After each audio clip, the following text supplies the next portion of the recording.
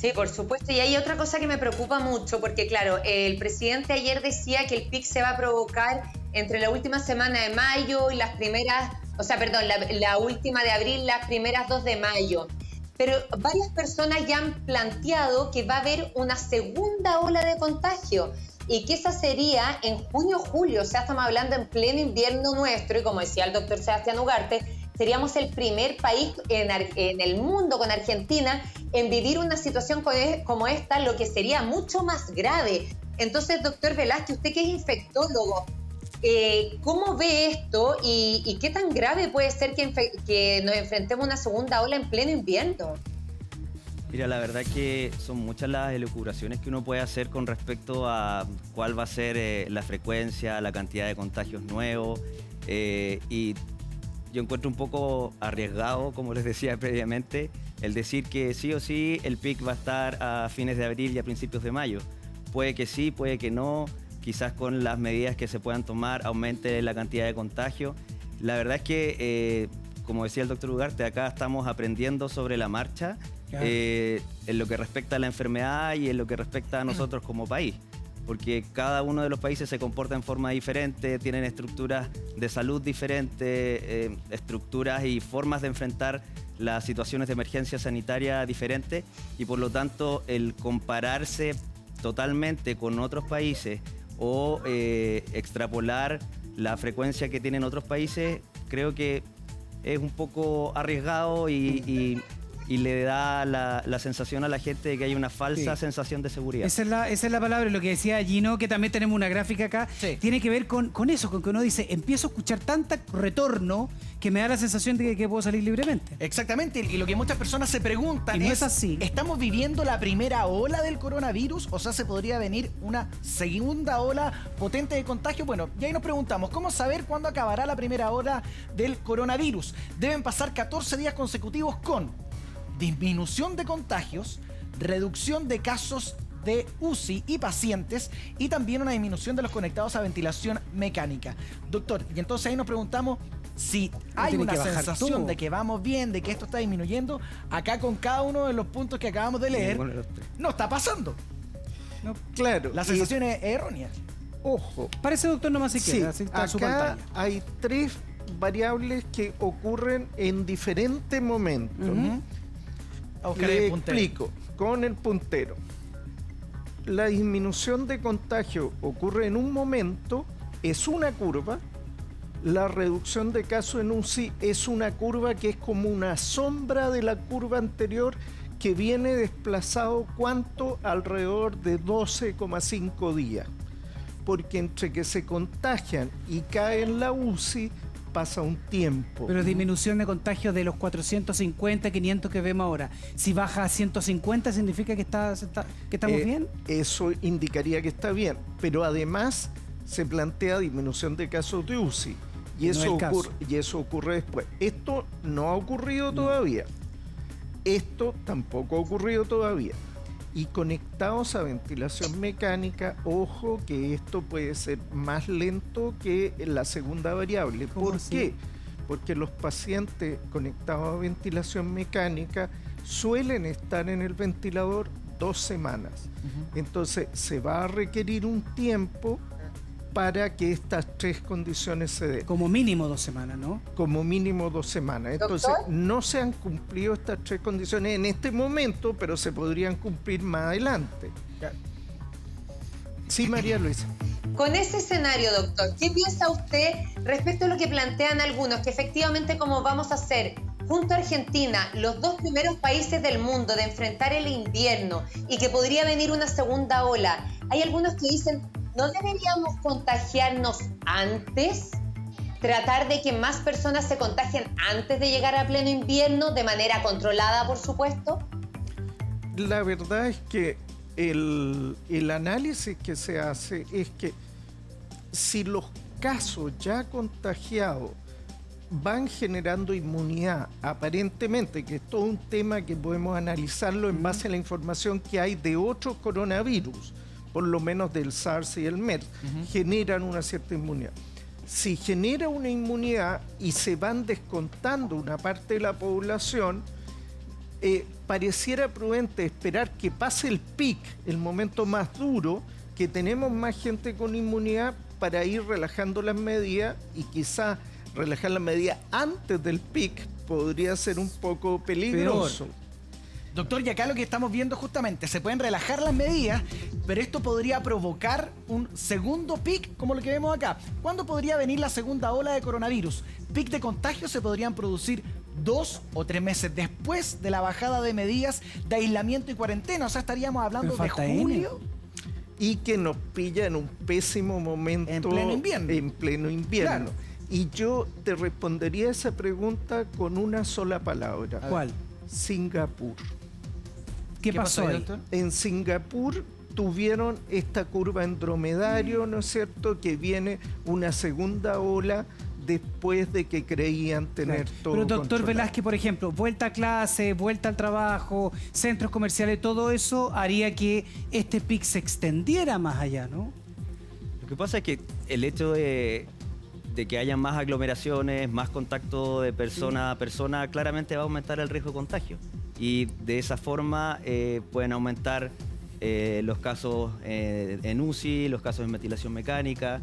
Y el problema también es que, si bien es cierto, todavía hay ventiladores disponibles para poder atender a personas graves, si es que se genera un pic de contagio muy elevado, fácilmente esos ventiladores mecánicos no van a dar abasto con la cantidad de personas que se van a enfermar. Claro. Y por lo tanto hay que tener mucho cuidado con eso y tratar de que el contagio sea lo más lento posible para tratar de evitar que colapsen los servicios de salud. Claro, hoy día está, María Luisa, estamos todos recluidos, todos en la campaña Quédate en casa, los niños no están yendo al colegio, hay gente que está haciendo teletrabajo los que pueden y están subiendo los casos de 450, 500 al día. Cuesta pensar que se va a mantener igual si todos vuelven a la calle, ¿no, Mari? Claro, pero nos queda claro por lo que dice el doctor entonces que no se contagien más antes del invierno, que hay que tratar de que se contagien lo menos posible. Esa es la teoría del doctor. Y quiero llevarlo, doctor Sebastián Ugarte, a otra gráfica para que usted la analice acerca de lo que dijo ayer el presidente Sebastián Piñera, de que la cantidad de recuperados de alguna manera empató a la de infectados. ¿Qué significa esto? ¿Es una buena noticia para que usted nos explique? Esta gráfica es muy interesante y el análisis que se está haciendo es inteligente, fíjate. Yo creo que hay inteligencia detrás de esto. Le explico. Lo que estamos viendo acá son los recuperados nuevos en verde Yeah. y en rojo los contagios nuevos. Entonces, ¿qué es lo que ocurre? Van subiendo los contagios y esto nos preocupa porque vamos acumulando contagios, pero no estamos viendo otra gráfica que hay un desfase de tiempo, como Sí, una porque curva en sombra. 15 días, ¿no? A 15 días o un poco más se va produciendo una acumulación de recuperados. Este es el verde, el recuperado. Claro, hasta acá llegamos. ¿Por qué? Después ustedes ven que la línea es de segmento, ya no es línea continua, porque hasta acá es lo que sabemos y de acá en adelante es lo proyectado, lo que suponemos, lo que calculamos. Al calcular esto, se debería alrededor de la semana 9 o semana 10 juntar las curvas de casos. ¿Y qué ocurre si ocurre eso? ¿Cuándo es la semana 10 ahora, no? O sea, ¿Mayo? la semana 9 del 27 de abril al 3 de mayo. Ya será la segunda de mayo. Y la siguiente sería alrededor del 4 de mayo. Entonces, ¿qué es lo que está hablando el presidente cuando habla del pic? El pic en que este aumento de casos nuevos se junte con los recuperados. ¿Y qué ocurre eso? Entran tantos casos nuevos como salen casos recuperados y por lo tanto la curva debería tender a aplanarse como ocurrió en Corea. ¿Cuál es el detalle? Y viendo racionalmente todos los puntos a favor y en contra. Sí, estoy pero escuchándolo atentamente. esta curva no es 100% exacta. Esta curva tenemos el registro por reacción de cadena de polimerasa, un examen, que alguna gente podrá decir que sí, que no, pero es algo objetivo. Esta es un poco menos objetiva porque se ha definido con algunos criterios, como al cumplir tantos días, se supone que está recuperado, y esta podría ser un poquito inexacta. Si nos equivocamos en esta curva, en algún grado, el punto en que se unen ambas curvas puede desplazarse más días antes o más días después. Ese es un primer elemento. Segundo, estos son datos proyectados, pero proyectados en base a la tendencia de ahora, que están cerrados los malls, que no hay clases, que la contenido. Que está contenido. Claro. ¿Qué pasa si acá soltamos? Chuta. Antes de que ocurra esto, no sabemos cómo va a seguir la curva. Podría que esta curva se nos dispare y no la alcancemos nunca. Entonces, pareciera prudente ver si este pronóstico se cumple. Si logramos estabilizar, logramos el milagro de hacer lo que hizo Corea en un país que no tiene los recursos de Corea. No, ni el comportamiento de los coreanos. Pero entonces somos porfiados. Somos más desordenaditos. Sí. Si logramos ese milagro, quizás ahí, cuando ya esté estable, llega el momento de discutir qué cosas se van soltando para poder terminar un año sin morir en el intento. Oye, doctor, ¿y es posible que esta semana nosotros comencemos a ver o a experimentar un alza de los contagiados? Porque yo me voy a 2 semanas atrás. Ahí pasó el tema de los permisos de circulación. Empezó también el tema de las cuarentenas, donde mucha gente, cuando empezaban a avisar, que es como una se va a cuarentena, los supermercados estaban repletos de filas afuera y no se tomaba ningún tipo de medida preventiva. Ahora, poco a poco hemos ido avanzando en eso. ¿Es esta semana donde podríamos ver la posibilidad de que gente en este tipo de actividades, que no era lo que deberíamos haber hecho, se podrían haber contagiado? Podría ser, porque fíjate, lo que ocurrió a fines de marzo y comienzos de abril, pagamos el precio ahora, claro, en términos de enfermedad.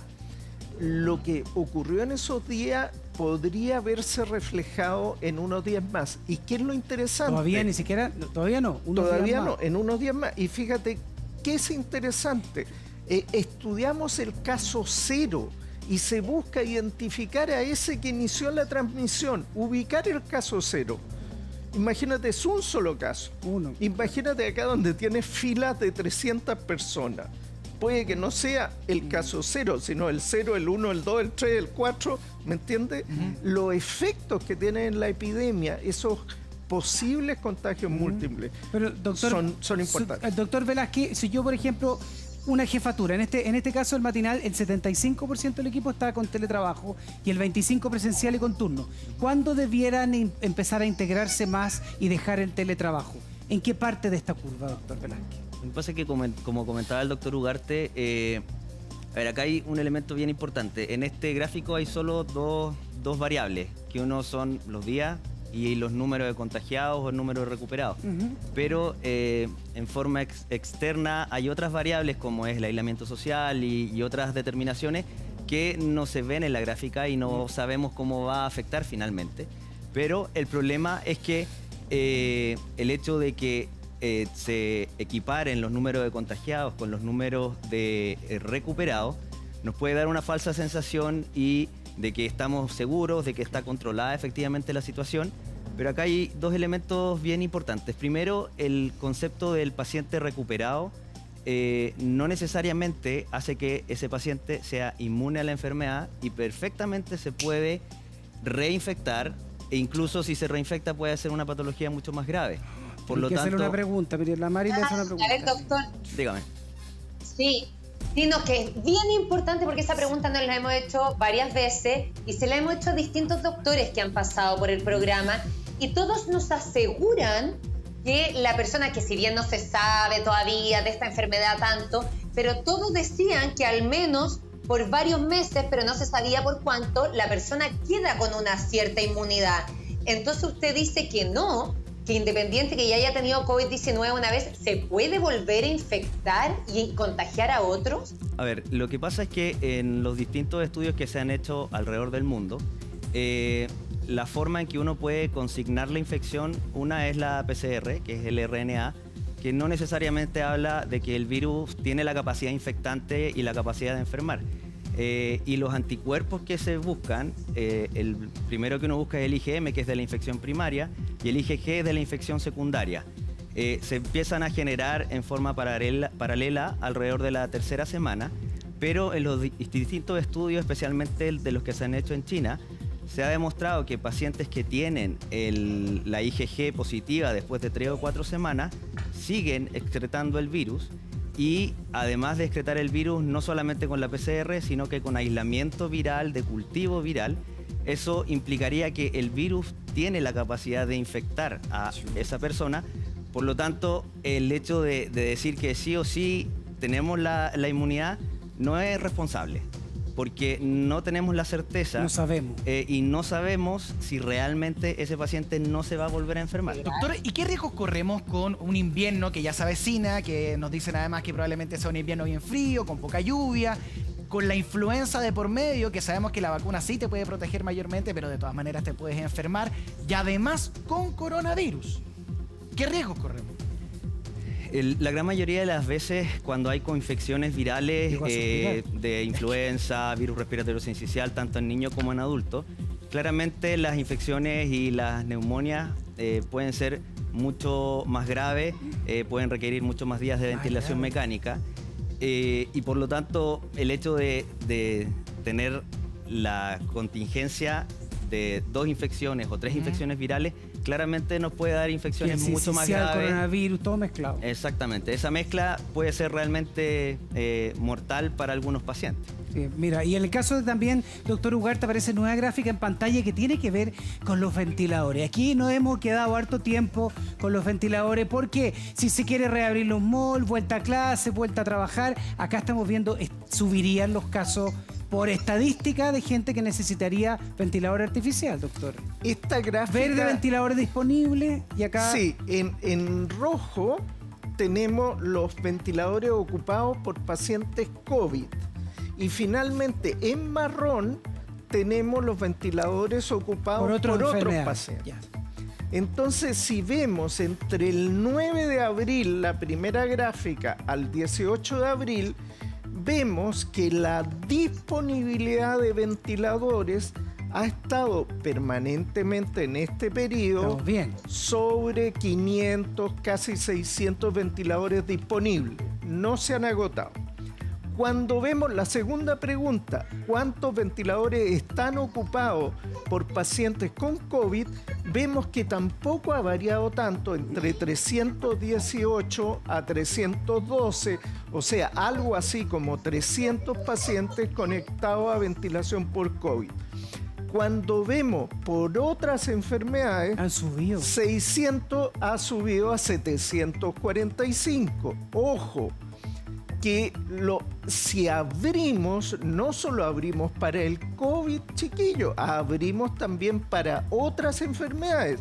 Y esto, porque habitualmente los ventiladores existen, pero los ventiladores tienen su dueño, tienen pacientes que se enferman. Entonces, va a aumentar esto un poco, pero también va a aumentar esto, y eso reduce los ventiladores disponibles. Lo único que ha aumentado el doble son los pacientes con ventilador artificial sin COVID. Sin COVID, otras patologías. O sea, no al doble, pero en un 100 casos, 150 claro, casos. 145 casos. Entonces, si tú ves, si abrimos la puerta, hay que considerar también las repercusiones sobre otras patologías. ¿Qué pasa con los niños? Con el sincicial.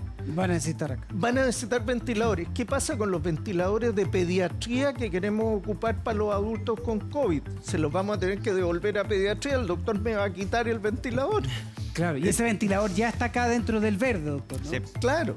Están metidos todos dentro de un mismo saco.